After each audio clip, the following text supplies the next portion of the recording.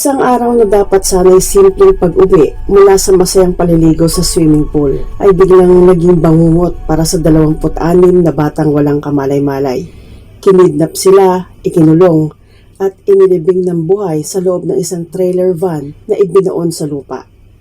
Sino ang nasa likod nito? Ano ang nag-udyok sa kanila na ilibing ang mga bata na parang walang halaga? At papaano mismong nakahanap ng pag-asa ang mga batang ito sa lugar na ginawa para hindi sila muling makita? Ngayong gabi, babalikan natin ang mga sigaw na hindi narinig ng mundo. Ang dilim na bumalot sa mainit at masikip na hukay at ang himalang pinaglaban ng mga batang tumaging sumuko sa kamatayan. Ito ang kwento ng Chowchila Kidnapping. Ang araw na sinubok ng kalupitan ang lakas ng mga bata at ang araw na mismong mga biktima ang sumulat ng sarili nilang kaligtasan. Ang Chowchila ay isang maliit, tahimik at simpleng farming town sa California, USA. Nakabase ang ekonomiya nito sa pag-aalaga ng hayop at pagtatanim, mga dairy farm, cotton fields, at malalawak na bukirin ang makikita mo sa paligid. Isang komunidad kung saan magkakakilala ang halos lahat. Tahimik sa umaga, payapa sa hapon, at halos wala kang maririnig kundi ingay ng mga traktora at school buses na bumabiyahe sa mahabang kalsada. Dito rin matatagpuan ang Dairyland Elementary School kung saan araw-araw ay masaya at walang inaalala ang mga bata. Sa isang maliit na bayan na tila ligtas at malayo sa gulo, walang sino man ang mag-aakalang mangyayari ang isa sa pinaka-nakakabiglang kidnapping sa kasaysayan ng Amerika. Mainit ang hapon. Katatapos lang mag-swimming sa Chowchila Fairgrounds swimming pool ng 26 na bata mula sa Dairyland Elementary School.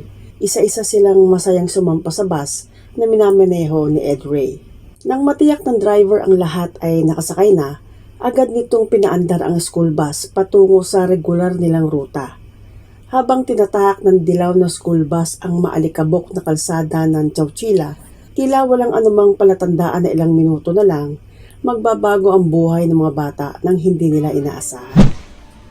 Sa loob ng bus may tawanan, kantahan, yung iba tahimik na animoy inaantok dahil sa pagod sa kaliligo. Normal ang init ng hangin, pero magaan sa pakiramdam. Hanggang sa isang van ang biglang humarang sa daan. Ang van bumalandra sa gitna ng kalsada, parang pader na sinadyang magpatigil ng kahit sinong paparating. Agad na lumabas ang 3 lalaking nakamaskara ng nylon stockings, tila walang emosyon at may hawak na baril. Sa isang iglap, nagbago ang hangin. Ang tawa ng mga bata napalitan ng nakabibinging katahimikan.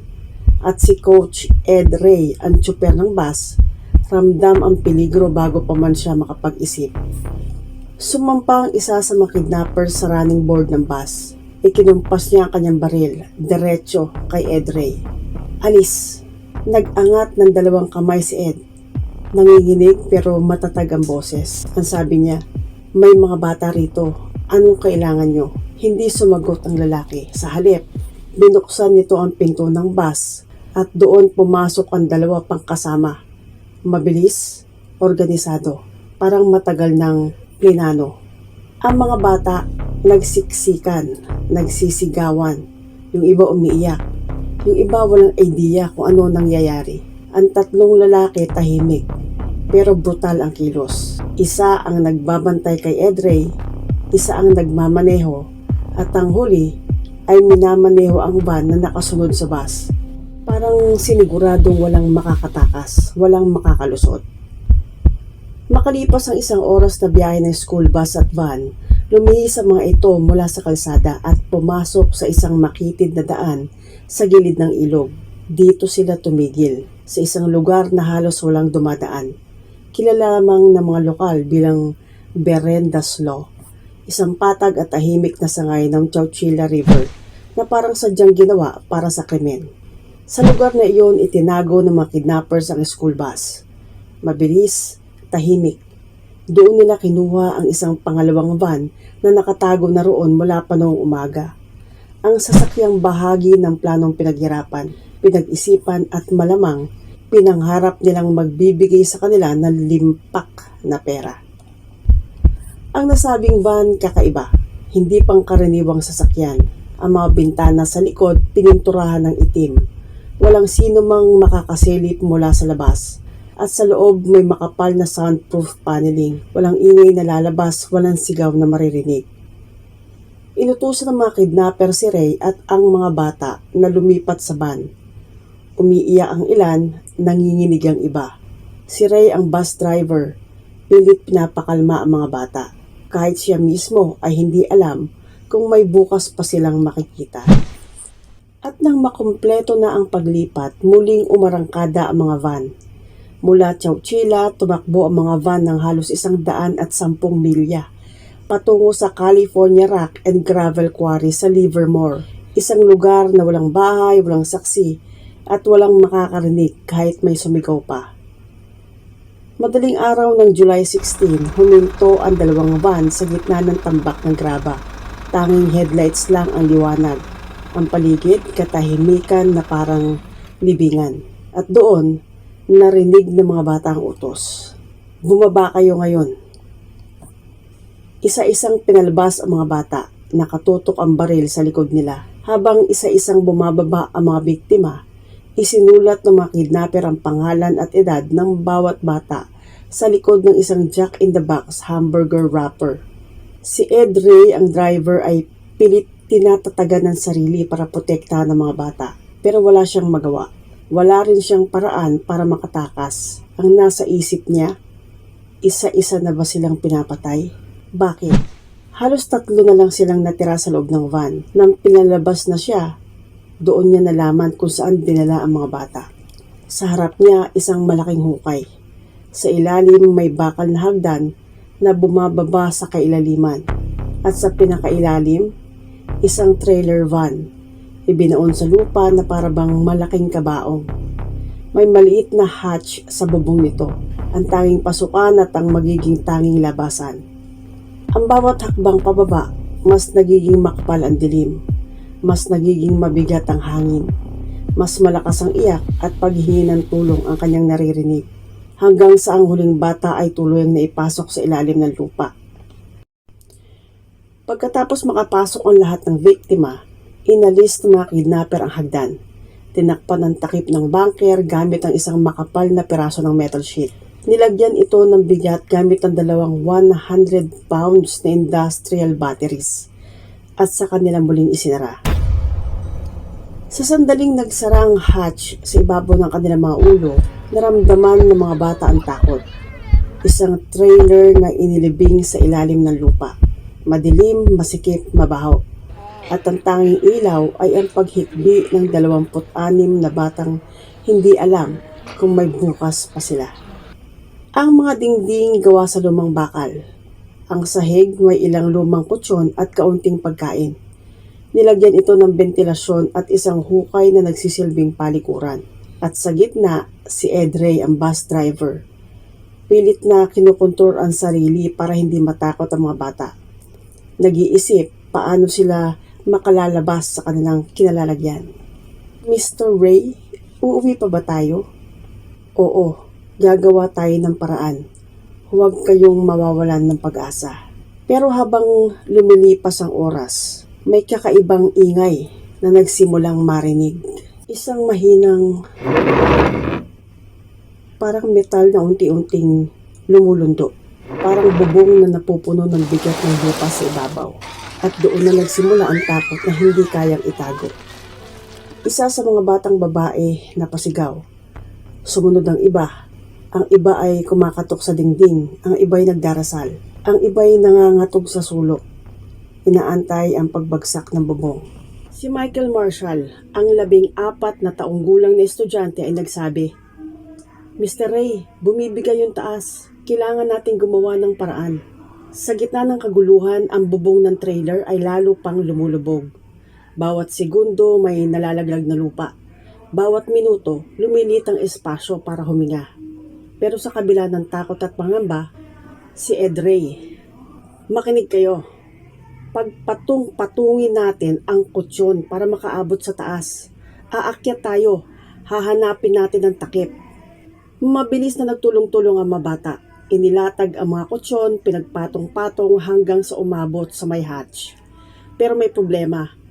Ang hatch ay tinakpan ng metal at pinatungan ng 2 tig-100 pounds na baterya. Halos hindi magalaw, hindi maiangat. Ngunit hindi sila nawalan ng loob. Umakyat pa ng kaunti si Edray. Sumunod si Michael, sumunod ang isa pang mas matandang estudyante. Sabi ni Michael, "Tulak po namin, sir. Huwag kayong bibitaw." Habang iniaangat ni Ray ang takip, isinisiksik naman ni Michael Marshall ang isang piraso ng kahoy sa siwang para hindi ito muling magsara. Naitulak nila ang metal sheet at ang mga baterya at tinanggal ang natitirang lupa at debris na nakaharang sa bukana hanggang sa tuluyan ng bumukas ang hatch. Pagkalipas ng 16 na oras mula nang sila'y ikulong, nakalabas sina Ray at ang mga bata mula sa bunker one by one. At sa unang pagkakataon, na-appreciate nila ang malamig na hangin. Sa may dulo ng quarry, isang lumang guard shack ang tanging palatandaan ng buhay. Doon tumakbo mga bata, pagod, gutom, nanginginig sa takot, hanggang sa nakita sila ng 2 manggagawa. Sabi ng manggagawa, "Diyos ko, mga bata, saan kayo galing? Sino kayo?"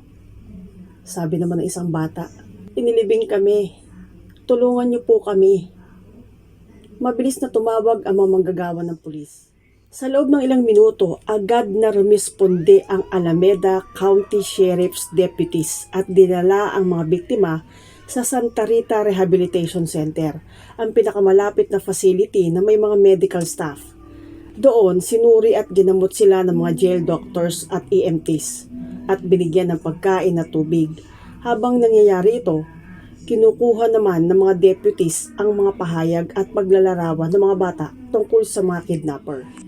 Habang nagkakagulo ang quarry, sa bayan naman ng Chowchilla, nagwawala na yung mga magulang. Ang bawat oras na lumilipas, parang libing ang unti-unting humihigpit sa dibdib ng mga magulang.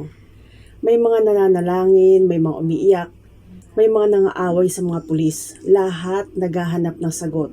At nang dumating ang tawag, "The children are alive." Ang buong bayan ay sabay-sabay na napaupo. Luhaan, halos hindi makapaniwala. Habang abala ang mga doktor at pamilya sa pagligtas at pag-aalaga sa mga bata, ibang laban naman ang sinimula ng mga otoridad. Sino ang gumawa nito? Bakit nila inilibing ng buhay ang mga bata? At ano ang motibo? Sa pag-iimbestiga ng FBI, isang pangalan ang paulit-ulit na lumalabas. Fred Woods IV.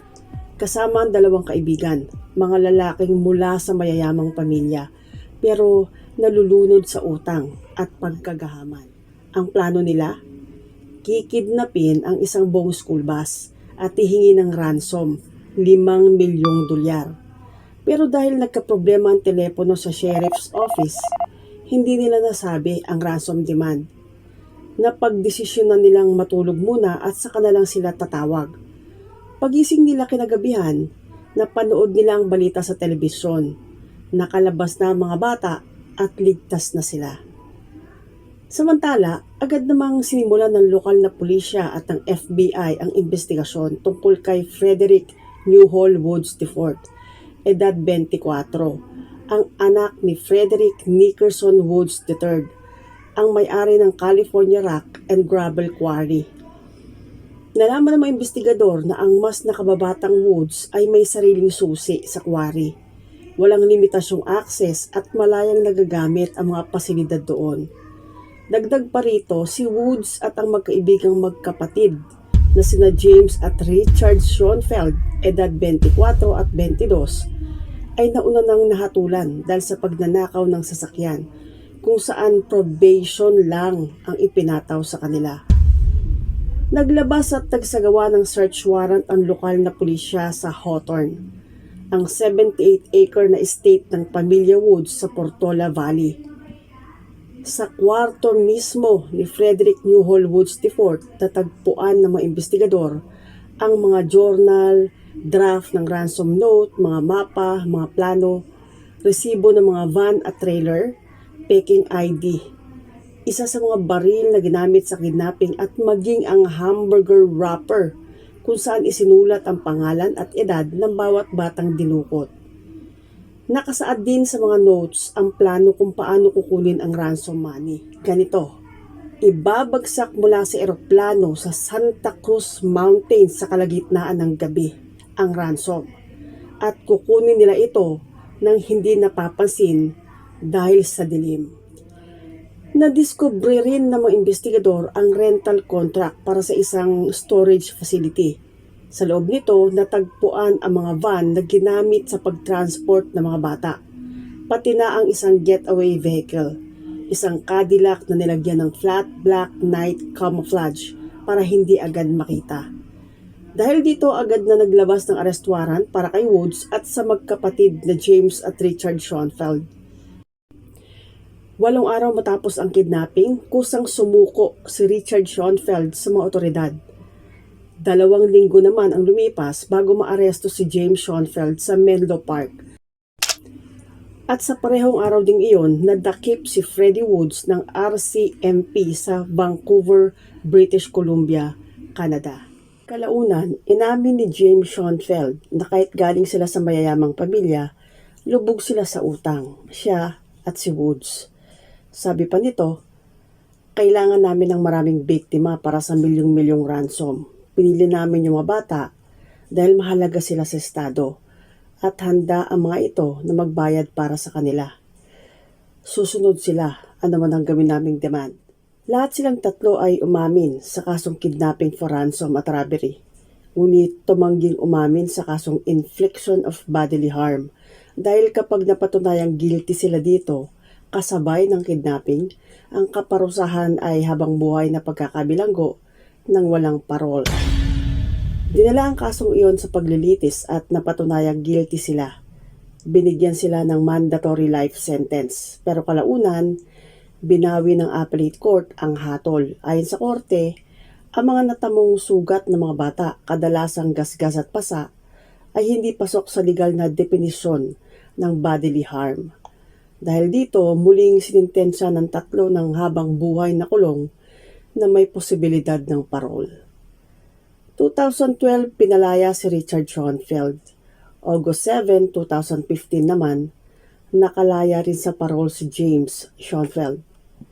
Noong 2016, nabunyag sa isang workers' compensation lawsuit laban kay Frederick Woods na kahit nakakulong, nagpapatakbo sila ng ilang negosyo, kabilang ang isang gold mine at car dealership, nang hindi ipinaalam sa mga otoridad ng kulungan.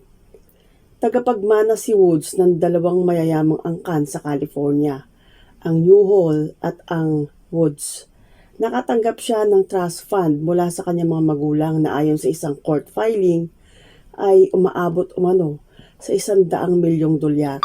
Bagamat kinontra ng abogado ni Woods ang halagang ito. Pagsapit ng 2019, 19 na beses nang tinanggihan si Woods ng parole board. Iba-ibang dahilan sa bawat taon. Habang nakakulong, 3 beses siyang nag-asawa at nakabili pa ng mansyon na nasa halos kalahating oras ang layo mula sa kulungan. Isang paalala ng yaman at pribilehiyong hindi nawala kahit nakakulong siya. Noong March 2022, isang panel ng 2 komisyoner ang nagrekomenda na bigyan na siya ng parol. Kinailangan pa itong aprubahan ng buong parole board, legal division ng board at mismong gobernador ng California. Humiling si Governor Gavin Newsom ng reconsideration, ngunit nanatili ang desisyon.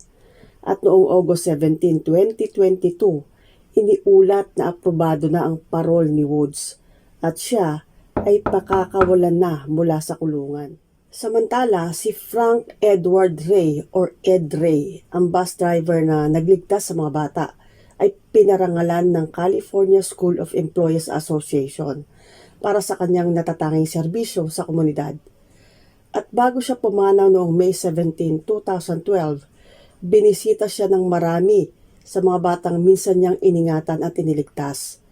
Bagamat may mga edad na, hindi kailanman nakalimot sa taong nagbigay sa kanila ng ikalawang buhay.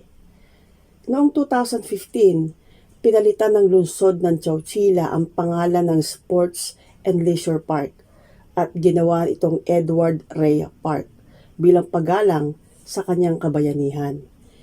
Idineklara rin ng syudad na tuwing February 26, kaarawan ni Ray, ay magiging Edward Ray Day. Isang araw ng pag-alala, pasasalamat at pagpupugay sa driver na hindi bumitaw kahit sa harap ng kamatayan. 2016, 40 taong makalipas, ang 25 na natitirang survivor ay nagkasundo sa isang settlement laban sa mga kidnappers. Ang ipinambayad galing mismo sa trust fund ni Frederick Woods. Hindi binunyag ang eksaktong halaga, ngunit ayon sa isang survivor, sapat para makapag-therapy ng seryoso, pero hindi sapat para makabili ng bahay. 40 taon na ang lumipas, pero ang alaala ng madilim na ban, ang lagitik ng metal na hatch at ang bigat ng lupa sa ibabaw nito, mananatiling bahagi ng kanilang pagkatao.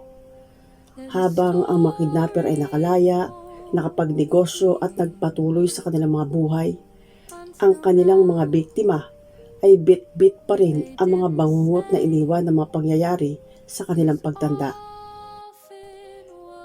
Ang Chowchilla kidnapping ay hindi lamang kwento ng krimen. Ito'y isang paalala na ang kasamaan ay kayang magtago sa likod ng yaman. Ito po ang Chowchilla kidnapping.